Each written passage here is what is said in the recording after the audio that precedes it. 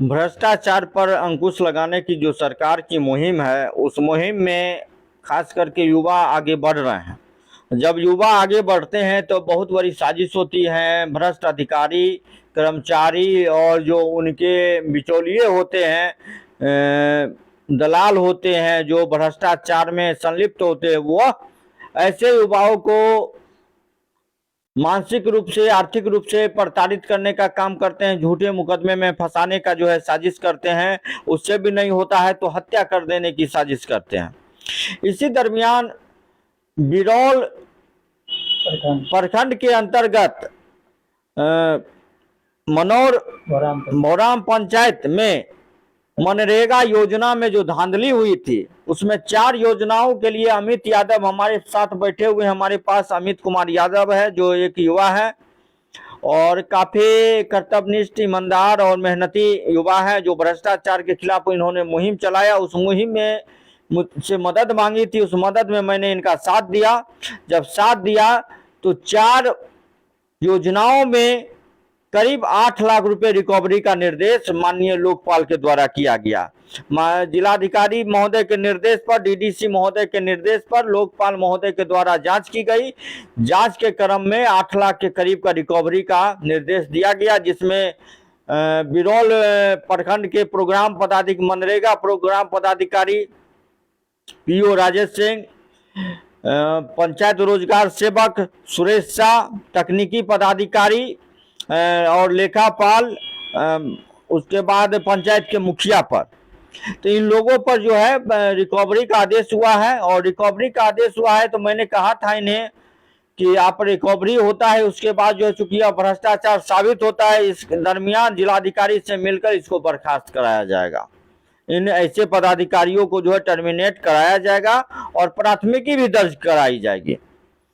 चूंकि नियमानुकूल मानता है कि जिन्हें यदि घोटाला हुआ है तो मंत्री से लेकर मुख्यमंत्री तक पर एफआईआर हुआ था, ऐसे अधिकारी और कर्मियों पर क्यों नहीं प्राथमिकी दर्ज होगी?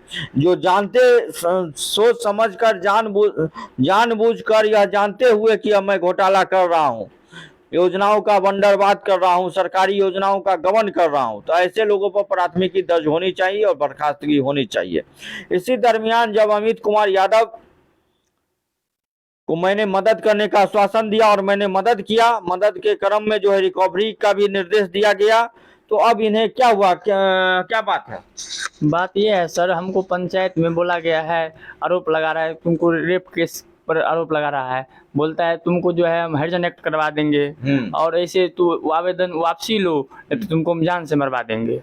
कौन लोग बोल रहा है? जो मुखिया का बिचौलिया सब, जो नेता सब है ना, वो लोग को धमकी देता है पंचायत में से। शाम सुबह जब भी निकलेगा अकेला में हमको पर अटैक करता है, करने के बोला है, धमकी दिया है। तो पूर्व पंचायत सेवक, पंचायत रोजगार सेवक सब इसका अथी कर रहा है। रोजगार सेवक और मुखिया दोनों मिल के कर रहा है। मुखिया और रोजगार सेवक दोनों मिल के।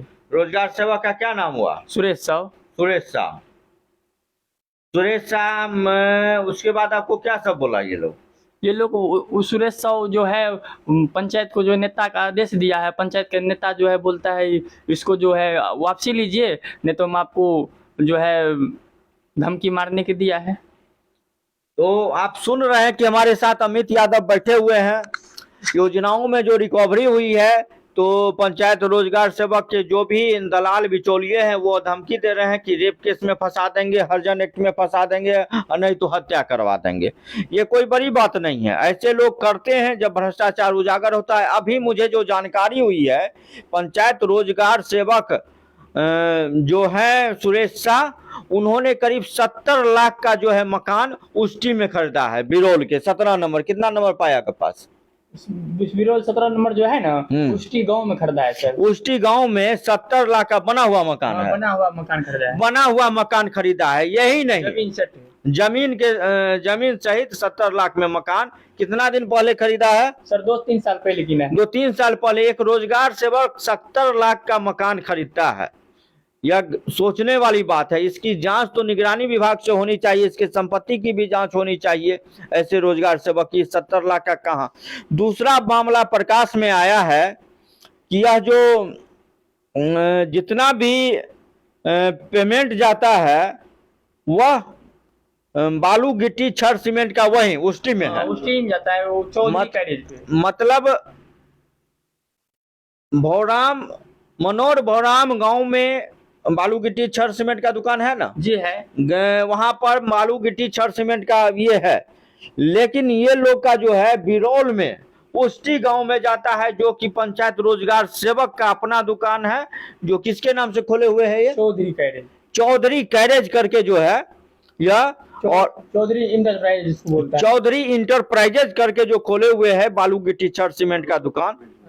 और उसमें उसके अकाउंट में चौधरी इंटरप्राइजेज जो उष्टी में है, बिरौल में है, उसमें जो है करोड़ों का भुगतान किया गया है। उस करोड़ों के भुगतान की जांच होनी चाहिए, और जब यह जांच होने के बाद बहुत बड़ा घोटाला खुलासा होगा।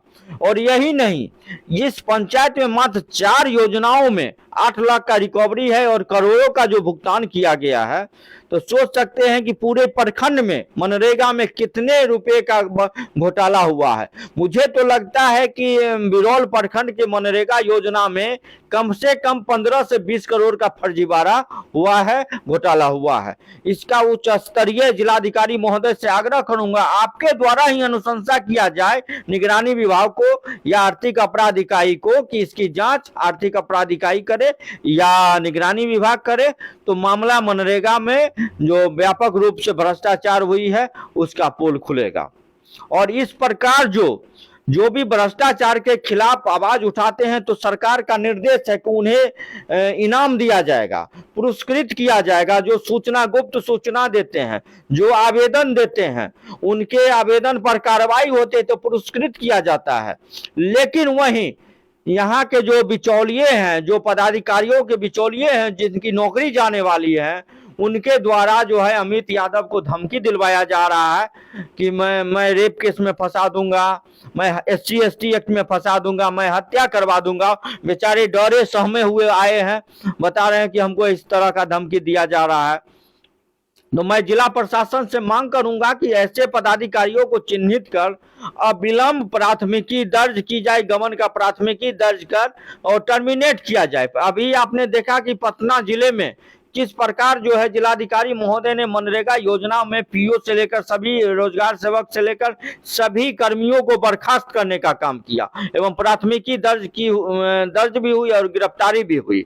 तो इसी तरह बिरौल प्रखंड में भी मनरेगा के जो PO हैं राजेश सिंह, चाहे वो रोजगार सेवक सुरेश शाह हो, चाहे मुखिया जी हो, चाहे वो क्या कहते हैं तकनीकी पदाधिकारी हो, चाहे वो लेखापाल हो, इन सब की गिरफ्तारी होनी चाहिए और इन लोगों पर उचित कार्रवाई होनी चाहिए। और पंचायत रोजगार सेवक और मनरेगा के PO के संपत्ति का जांच होना चाहिए।